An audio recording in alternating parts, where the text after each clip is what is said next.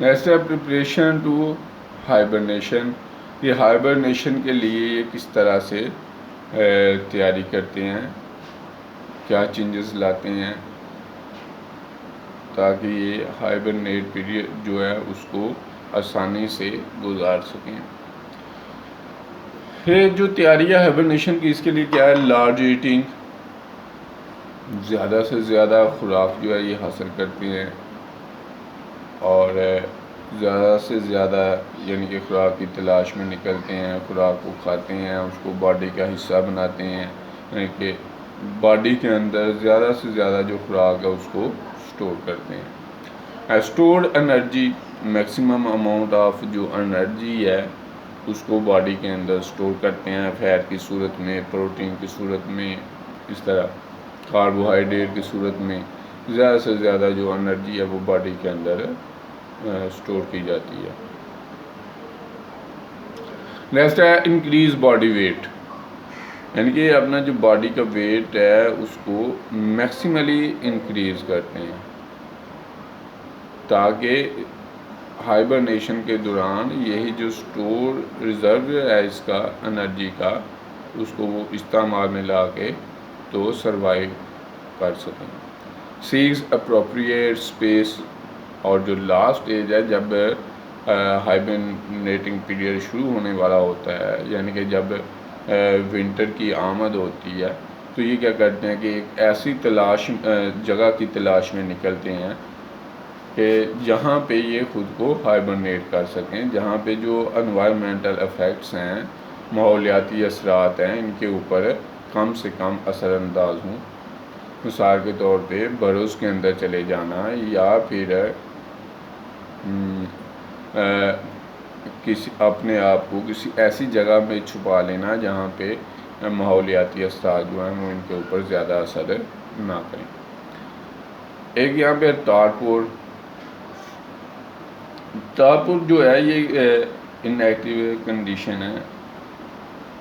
लेकिन इसको हम आमतौर पे तारपुर is the shorten sleep time, कि ये आम ज़्यादा अरसे के लिए इनएक्टिव कंडीशन नहीं होती, बल्कि ये शॉर्ट टाइम के लिए यानी कि इनएक्टिव कंडीशन होती है, जिसको आमतौर पे डेली तारपुर भी कहते हैं। स्लीप टाइम है, द हार्ट रेट जो है इनका स्लो हो जाता है और बॉडी टेम्परेचर जो है वो भी कम हो जाता है। तो इस तरह ये जो एनिमल हैं यानी कि एक्टिव फॉर्म में आते हैं, फीड करते हैं, फिर इनएक्टिव फॉर्म में चले जाते हैं। ये रोज़ाना की बना पे होता है, तो इसलिए इसको डेली टारपुर कहते हैं। ये हाइबरनेशन के साथ मिलता जुलता एक अमल है, लेकिन हाइबरनेशन और टारपुर में ये डिफरेंस है टाइम इनएक्टिविटी का। ज़्यादातर हाइबरनेशन में जो मैमल हैं वो डेज और वीक्स तक जो है इनएक्टिव फॉर्म में रहते हैं, जबकि टारपुर में वो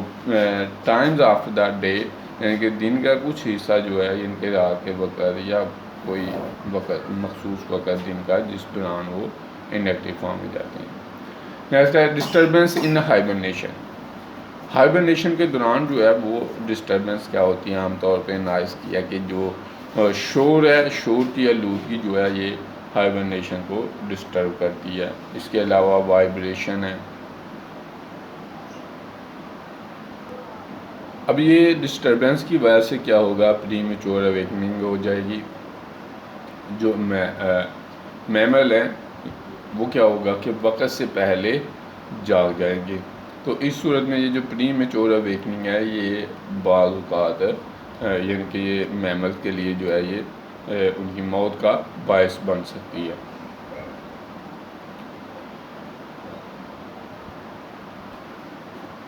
अब हम डिस्कस करने लगे हैं कि मैमल जो हैं वो हाइबरनेशन के दौरान जो एक्टिविटी परफॉर्म करते हैं, यानी कि बॉडी मेटाबॉलिक रेट जो है उसको स्लो डाउन करते हैं, तो वो किस तरह से करते हैं और किस तरह से वो ग्रेजुअली जो है वो एनर्जी को इस्तेमाल करते हैं।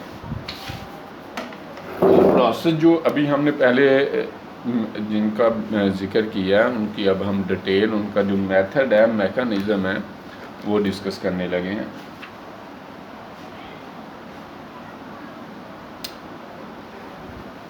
नंबर 1 जो है वो है हाउ मेटाबॉलिज्म स्लो डाउन कि वो अपना मेटाबॉलिज्म किस तरह से स्लो डाउन करते हैं, कि change in hydrogen ion gradient, कि हाइड्रोजन आयन की जो कंसंट्रेशन है, ग्रेडियंट है, उनकी जो मकदार है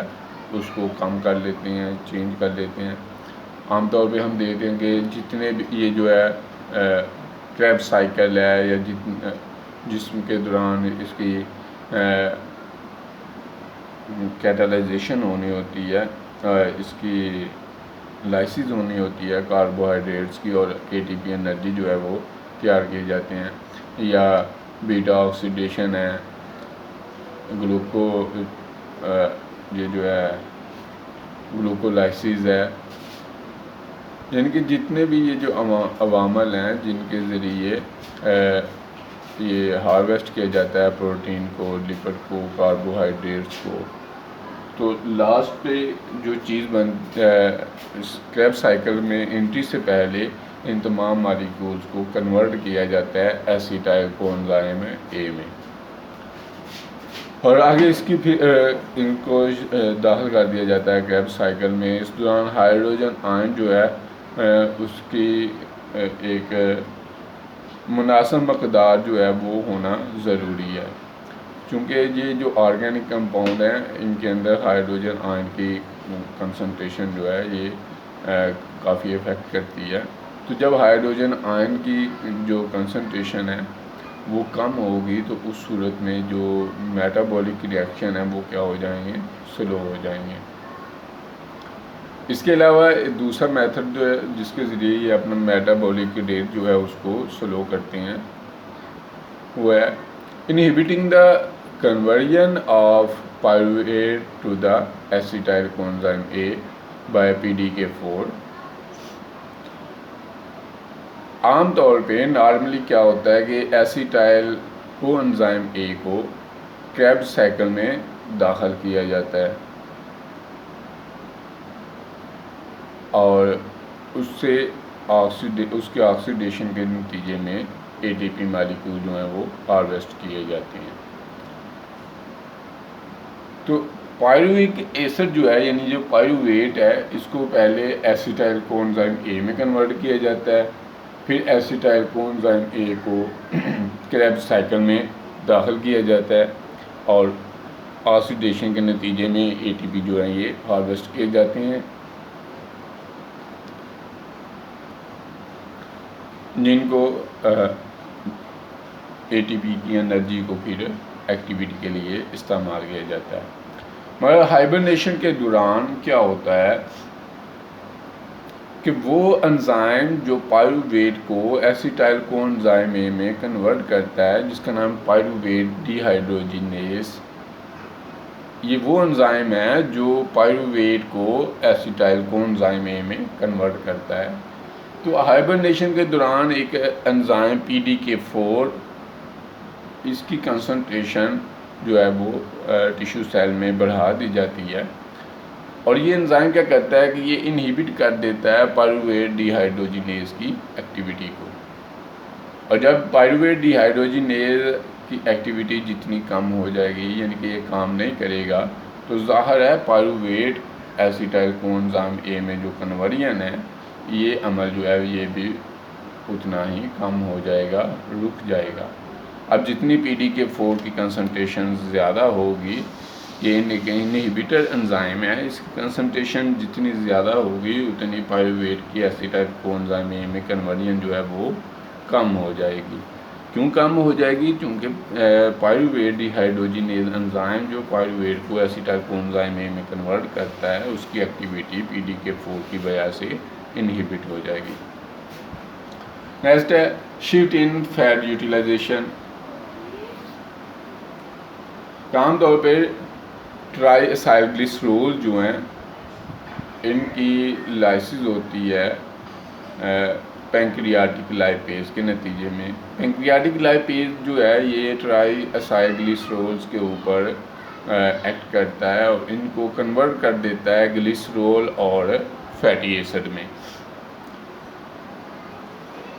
और इनको ग्लिसरोल और फैटी एसिड को नेक्स्ट जो है वो बॉडी टिश्यू के अंदर आगे हार्वेस्ट करके तो एनर्जी जो है वो गेन की जाती है।